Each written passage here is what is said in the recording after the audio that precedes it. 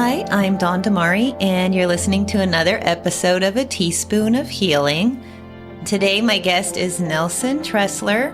He's an author, and his story is so powerful. He shares his story of triumph over adversity, and we talk about how to break out of the victim mindset and how you can change your life.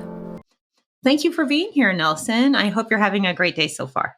Yeah, I am. Thanks for having me. I appreciate it. I read your bio, and you have a very inspiring story, one that's really going to resonate with a lot of people. You were born into a situation where the odds were stacked against you, like so many of us.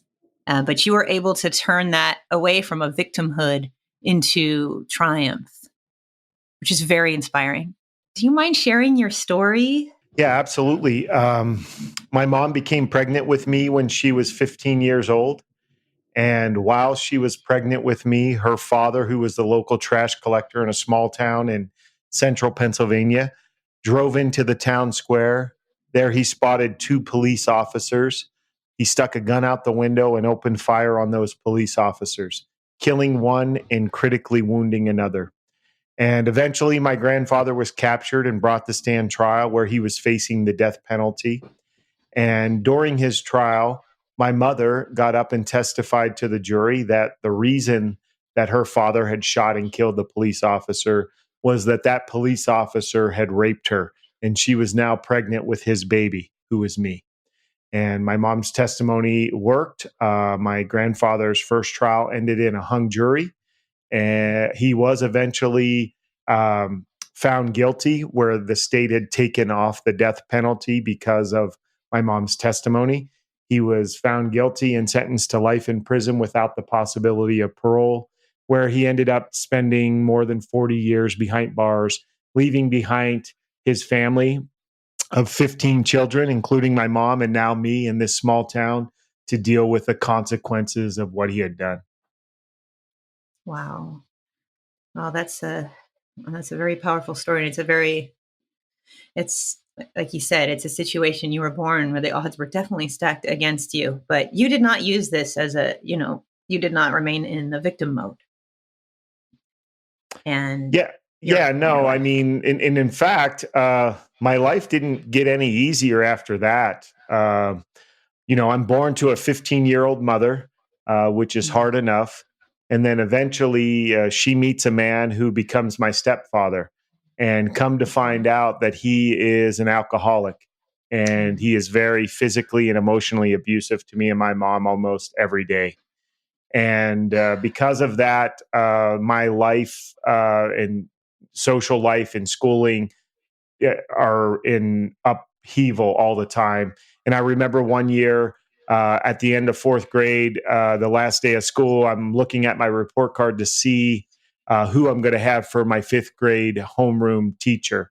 And I look down at my report card and I see that I have straight Fs and that I won't be going on to the fifth grade, that will be repeating the fourth grade. And it shouldn't have come to any surprise to me at this stage of my life. My mom would rather me stay home from school and help her with the kids. And at this time of my life, I have four younger brothers and sisters. And because of the lifestyle my mom and stepfather are living, a lot of the basic needs for my siblings are falling upon me as the oldest, from diaper changing to bottle feeding to, waking up at 2 a.m. to put crying babies back to sleep. And the next year of school, I get placed into special ed to try to get the help that I need. At this stage of my life, I can't read, I can't write, I can't spell. Come to find out I have dyslexia. And that's the way my life was going until one day my stepfather was walking home drunk from a bar, and somebody else was driving home drunk from that bar, and they ended up hitting and killing him. And it was at this stage where my mom, who's lived a brutal life to this point, here she is with five children. She's dropped out of school in the eighth grade. So no education, never worked outside of the home. And losing my stepfather, as abusive as he was, pretty much left my mom without any hope. And it's at this time that she decides that she's going to take her own life. And she attempts suicide. And fortunately, she was not successful in her suicide attempt. But whenever she got out of the hospital, it was at that time that she decided that she wasn't going to be able to care for all of us. And that's when my family got split up, and I went to go live with my grandmother, who was the wife of the man who shot and killed the police officer. Oh, man. Wow. And from there, once you started living with your grandmother, how did what happened to the trajectory of your life? Yeah, well, and for the first time in my life, when I'm living with my gram, there's always food in the house. I don't have to worry about my stepfather coming home and beating me or my mom or having to take care of my siblings. And the one rule my gram had was she didn't really care how well you did in school, but she absolutely made sure that you were going to go to school. And that's probably comes from the fact that she had 15 children, and that was her only break, was when the kids went to school. So I started to go to school, and my survival instincts could kind of tone down a little bit because all my needs were being met. And then one day, a counselor came in from the local university, and they talked about what it was going to take for kids to get into college. And I can remember thinking to myself, you know what? If I could go to college, my life would be perfect, after I got a college degree. And that's where my mindset was. And as soon as you tell yourself, you're going to do something that's hard and difficult, uh, that's when that voice in the back of your head screams at you all the reasons you shouldn't even attempt to do those hard things. And I can remember thinking, Nelson, you're in special ed. You can't read, you can't write, you can't spell, you have dyslexia. Of the family that I came from, only two people had ever graduated from college. None, or excuse me, from high school. None had even attended college. So it was an uphill battle for me. I knew that, but I also knew where I was heading, and I didn't like where I was heading. So after that day, I started to do the things that I thought that I needed to do to get into college. And 12 years after setting that goal, four different universities, 4 years in the United States Air Force, I finally became that first person in my family to graduate from college and get a college degree. Congratulations. That's a huge accomplishment. And you really put your mind to it and you accomplished that goal. Yeah. Yeah, and Amazing. it was hard. I hit some hurdles there. Like I said, I went to four different universities, ran out of money, had to go into the Air Force to get the GI Bill. But eventually, I didn't stop. Eventually, I kept going, and eventually, I got that degree, and it's made a huge difference in my life. Definitely. You're an author of a book and you're a graduate. You went to the Air Force. The Air Force is definitely not easy to get into. And you're helping people. You're Yeah. helping people. Yeah, and after I kind of set that goal, even though I really didn't know what goals were, after I set that goal and I was able to get my degree, it really opened my eyes to the power of goals and personal development, and I really became obsessed after that with goals and personal development, and I started to use them in every area of my life. And it's been 20 years since I graduated from college, and over those 20 years in using goals and personal development, I became the number one salesperson worldwide for a top 5 commercial real estate firm. I've started more than 10 businesses, including one of the largest privately held pet resorts in the country. I just celebrated my 25th wedding anniversary to my wife. We have 3 very productive boys. In fact, just last weekend, my oldest son got married. And I've really used goals and personal development to design and to live a life that I couldn't have even imagined. And that's why I'm out there. That's why I wrote the book, The Unlucky Sperm Club. And that's why I'm out there with I Got Smarter, is to help people realize that they can live the life that they want to live as long as they get the right tools, the right knowledge, and especially the right support. We all can live the life of our dreams if we just continue. Definitely. And your story is so powerful and just everything. So, and a pet resort. I like that. I Yeah. might actually ask you afterwards about that because that's a Yeah, cool it was a fun concept. business. It was a fun That's a business. cool concept. I like that. And just everything and your family, your marriage, the success, and helping other people. So, how can someone reject the victim mindset? It's very easy to fall into that. I've been there. Pretty much all of us probably have. How can someone reject that? Yeah, I think we all fall into the victim mindset. I know I was there early on in my life. And the one thing that I realized was, you know, I needed to take 100% control for my success. And the day that I did that, the day that I realized that I was in control of my success and I quit blaming it on other people and blaming it on other things, once I realized I was in control, then I could make changes to go in a direction that I wanted to go. As long as I was in that victim mindset, as long as I kept blaming other people and other things for the lack of my success or my struggles or my problems, I lost all control. And I needed to wait for other people to change. I needed to wait for things to change or places to change. And I was just sitting there waiting for those things to change. And the funny thing is, they never did change. And as soon as I realized, hey, I'm taking control of this, I can't control the way the winds of the world blow, but I can control the way that I set my sail. And that was a huge turning point in my life when I realized that I was in control and that I took 100% responsibility for my success, no matter what happened. That's when my life started to turn around, and I saw that power that I had. Wonderful. So, like you said, you can wait and wait for other people to change. I know we all have these frustrations. I've been there and nothing seems to change. And that just puts us in a passive role, definitely puts us in the victim role. So, to take an active role, to take charge and take control, and just to change what you can only control yourself and your own actions, not the actions of others.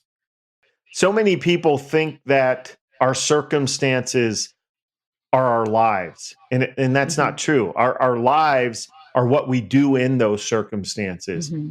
And I think people who are stuck in that victim mindset want to blame and point. I mean, I could have easily blamed my mom for a horrible childhood and had Yeah. that resentment. My mom is my biggest fan today. I mean, she was out here for my son's wedding, and we were celebrating and having good times and reminiscing. And I mean, I would be missing out on all of that joy and all of that love if I were looking to her and trying to blame her. Instead of that, I mean, another one of my favorite quotes is, "You get to give meaning to everything that happens to you in your life." And if you get to give meaning to everything that happens to you, why on earth would you give everything a bad meaning? And I took a step back and I looked at my mom's life. Here was my mom, 15 years old and pregnant, in a small town where her father had shot and killed a police officer. She was in an abusive relationship for years and years with her husband. She had it harder than I had. So, how fair would it be for me to blame her for anything? And in fact, I think we have the opportunity to support each other because we went through a lot of the same things together. And because of that, we're best friends and we're each other's biggest fans. And the great thing for my mom is, whenever my stepfather got hit and killed by that drunk driver, that opened the door for her to meet somebody else. And she met my stepfather today, and they've been married for 35 years. And she is living a drastically different life than she was back then. And she's a different person than she was back then because of the life that she is living. So that's another thing, is just because we are who we are today, that doesn't mean we always have to be who we always were. We get that opportunity every single day to become a better version of ourselves. And that's what I'm trying to do. And that's what I'm trying to help other people do, is become that better version of themselves. Every day, the only person we should be comparing ourselves against is who we were yesterday and who we are Hmm. today. And if we're better than we were yesterday, then we're on the right course. If we're not, then we need to take a step back and readjust. Absolutely. And how would you advise somebody to take control of their life if they're really in that stage where they're spiraling and each day they keep trying and they keep finding themselves in a victim mindset? How can they just snap out of it and take control? What's something like maybe two things someone can do? Well, yeah, I think taking control is the biggest thing, and realizing that you are in control. No matter what happens Mhm. to you, you get to respond the way that you want to respond. You can't control what's happening to you, or even what happened to you, but you can control how you respond to it. So, are you responding in a way that is taking your life in a direction that you want it to go? Um, and so many people want to respond with negativity, or they want to respond with blame. The problem with Mhm. responding that way is it's not benefiting you. It's making you weaker. And just like I talked about, you get to give meaning to everything. Some bad things are going to happen to all of us. But if we try to spin that and give it a positive meaning, maybe these events are going to make you stronger. Maybe these events opened your eyes to the way people really truly are. But we need to respond to it that's going to benefit us. So many people out there, it's kind of like drinking poison and hoping that it hurts the other person, and that never happens. We need to respond to things that are going to benefit us, and as soon as we do that, that's when we take control of our success, and that's when we will be go in a direction that we want to go. Absolutely.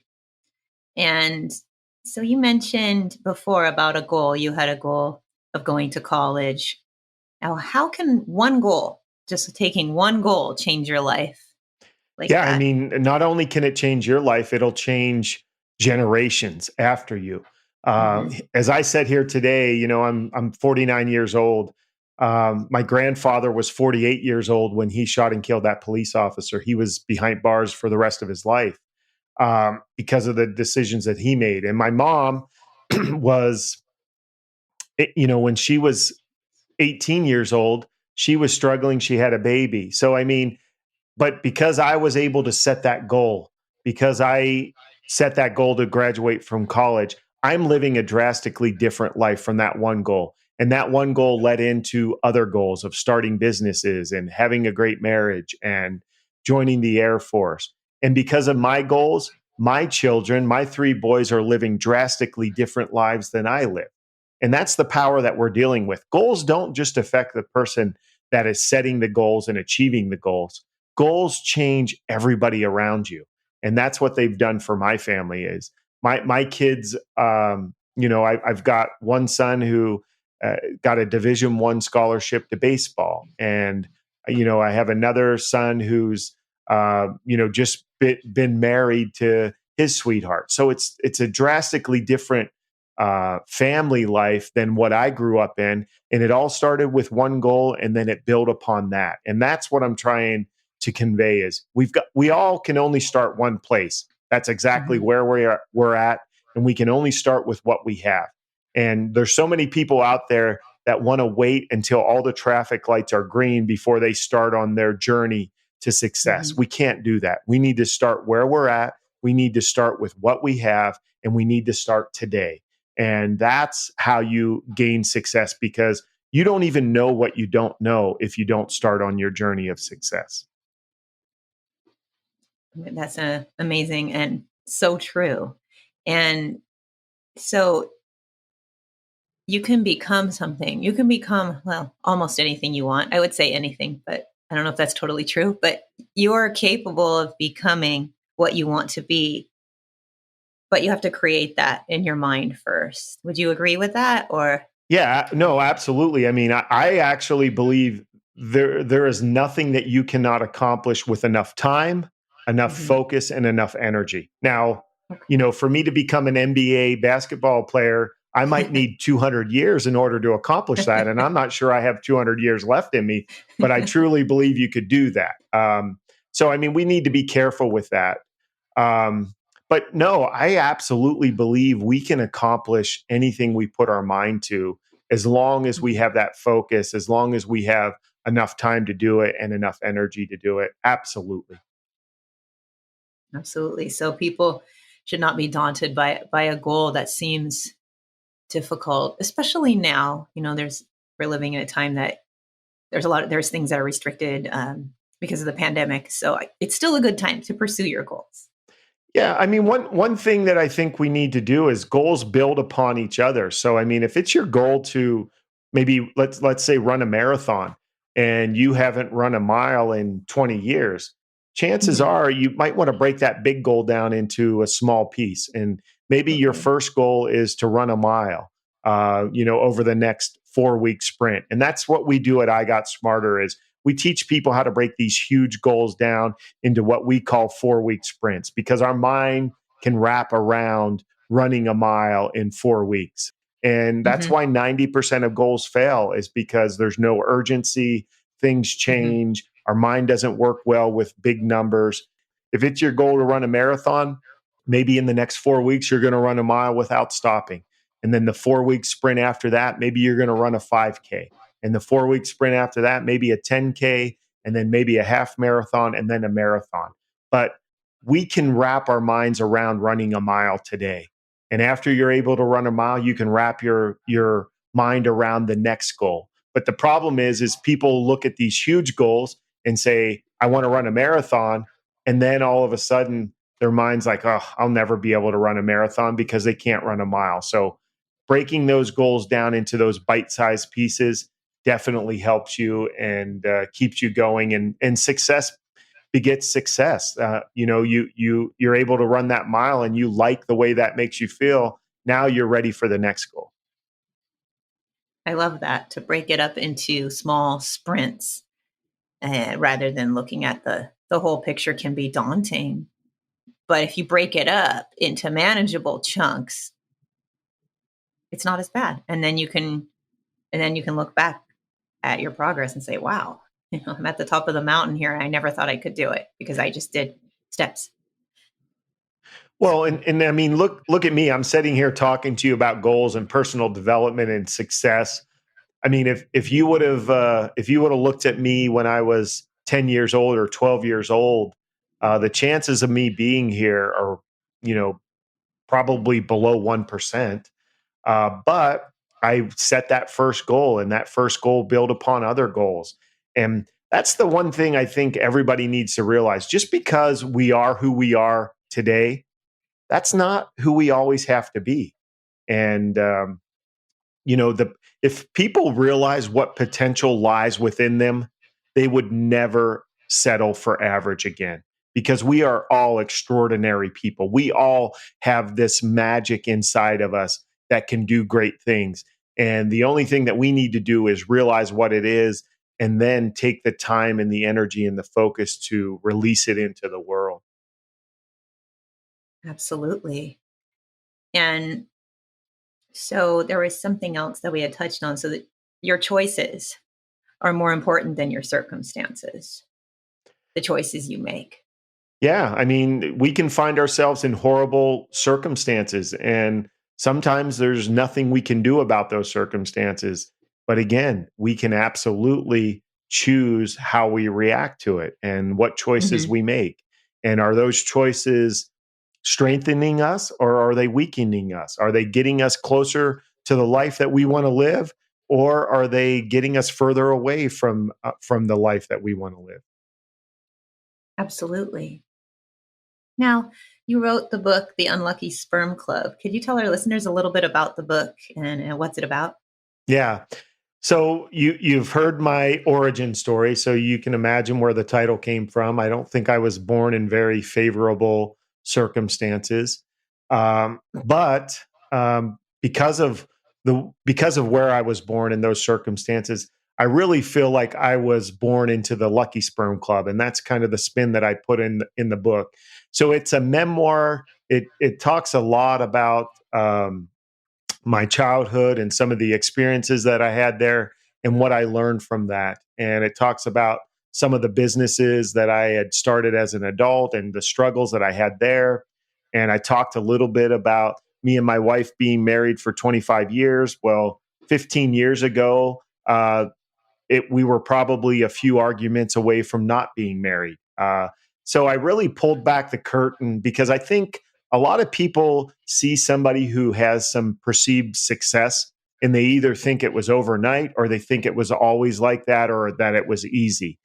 And I wanted to show people that it wasn't easy and it's not easy and you have to constantly work at it. But it is possible. And not only is it possible, but it's probable as long as you continue and you know what you want to accomplish and you come up with that plan to do it and you do it a little bit each day and don't stop. Great. And you can get that book on Amazon, correct? Yeah, the book's available everywhere books are sold, Amazon and Audible if you like listening to your books. Oh, nice. Great. And now your I Got Smarter Goals Elevator. So how can people work with you? Because I bet you there's a lot of people who could benefit from this, especially as you mentioned, the breaking things into chunks. That's going to Yeah, so we have a couple of apps out there. I Got Smarter is an app. It's at the App Store. It's on Apple and Android. And I came up with a program that I've used over the last 25 years to design my life. And I know what's worked and what didn't work and what's worked with people that I've worked with and what didn't work.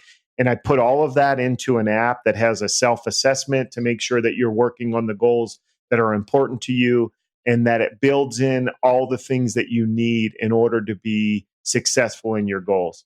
And I priced it to a point to where price isn't an issue. It's $10 a month and it takes you 10 minutes a day to plan out your day and really focus on the things that matter. So for $10 a month and 10 minutes a day, in 10 years, you'll be living a life that you couldn't have even imagined. I love that. How can people find you and work with you?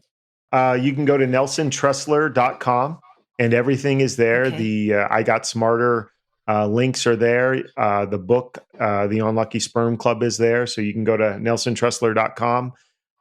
You can also find me on the social networks at Nelson Tressler. Okay, and that's Tressler. So NelsonTressler.com and on the social networks as well. Wonderful. Now we're about to sign off in a couple minutes, but I was wondering if you had anything that you wanted to share with the listeners before we sign off. Yeah, I mean, we touched on this a little bit, but hopefully your listeners were inspired and motivated and want to do something different in their lives after hearing this. My best advice for you is do it now. Don't wait. Don't wait till Monday. Don't wait till the beginning of the month. And heaven forbid, don't wait till New Year's to get started. Start where you're at and start right now. So many people want to wait for someday. And, the inspiration will be gone by then. Something else will come up. Don't talk yourself out of starting. And knowledge is never the problem. If you don't know what you need to do to get started on your dreams, Google it. You'll have a million results. Execution is our problem. We just need to do what we know we need to do. So start where you're at and start today. Wonderful. That's great advice.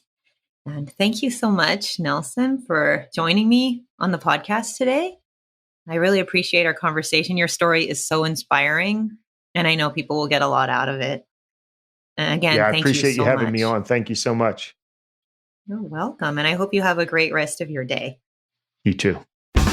Susan, you remember the time we were in Orange County? We were driving around and we got lost, and we ran into this place called Avila's El Ranchito. You remember the place? The place had awesome decor and authentic margaritas. Did you know that Avila's El Ranchito has been around since 1966? They have 13 locations throughout Orange County. Visit Salvador Avila's location in Lake Forest and Foothill Ranch for great food, ambiance, and specialty margaritas.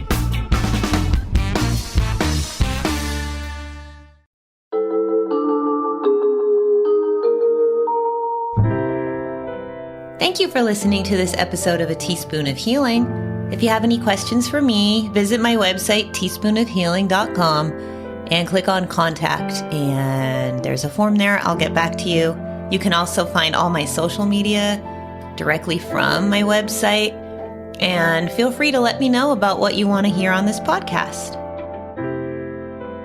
This podcast is for informational purposes only and does not constitute medical advice. Please consult a physician or other health professional before undertaking changes in lifestyle or wellness habits.